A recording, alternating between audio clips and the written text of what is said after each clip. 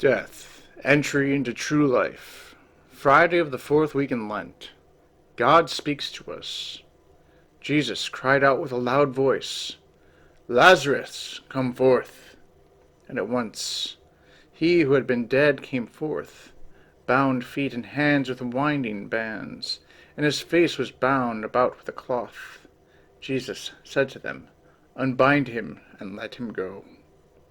From the Gospel of St. John, chapter 11, verse 43 through 44. Meditation. Lazarus had been dead for 4 days, and by these simple words, "Lazarus, come forth," Jesus brought him back to life. What a scene! It was a new, undeniable witness to the divine power of Jesus. Yesterday we meditated on the spiritual resurrections performed by Jesus over the course of the centuries.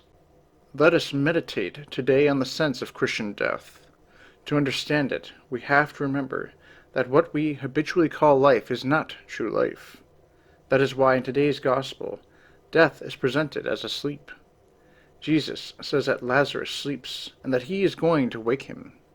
In fact, true life is supernatural life, participation in the divine life. God alone, through his priests, gives true life. And it is that life which will allow us one day to share in heaven the very happiness of God. Consequently, natural death is not our final end. For all those who die in the state of grace, death is but a necessary passage toward a life much better than the one here below. The preface of the Mass for the dead expresses it in these words: "For thy faithful, Lord, life is changed, not taken away." Lord Jesus, help me to make a beautiful act of self-abandonment and confidence to prepare me to carry out under the best conditions my own passage to eternity. I know that for thy faithful, death is the beginning of life for which thou hast created me. And so I wish to work to foster in myself the hope and desire of heaven by leading a life which is always pleasing to thee. I will also try to pray especially for those in their last agony, and for all those among my acquaintances who have already passed over the threshold of eternity. Prayer. O Lord my God, I now at this moment readily and willingly accept at thy hands whatever kind of death it may please thee to send me, with all its anxieties, pains, and sufferings. Plenary indulgence at the hour of death, if the intention is not retracted. From the decree of the Sacred Congregation for Indulgences, March 9th, 1904. Christ, when thou shalt call me hence, be thy mother my defense, be thy cross my victory. While my body here decays, may my soul thy goodness praise, safe in paradise with thee.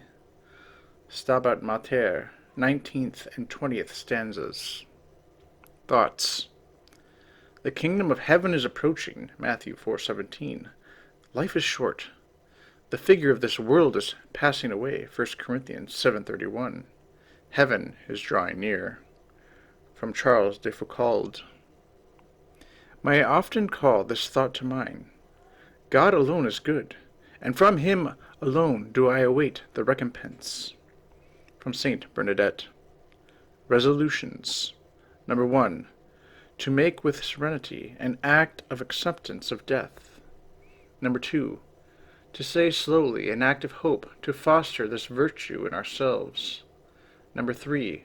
To pray for those in their last agony, and especially for those who have most need of divine mercy. Number 4. Not to forget our dear departed, and to think of assuaging the pain of those who are in purgatory by gaining indulgences, by having masses said for their intention, and by reciting a short prayer every time we pass a cemetery. For example, eternal rest grant unto them, O Lord. Suggestion. To tell the youngest children the story of the resurrection of Lazarus.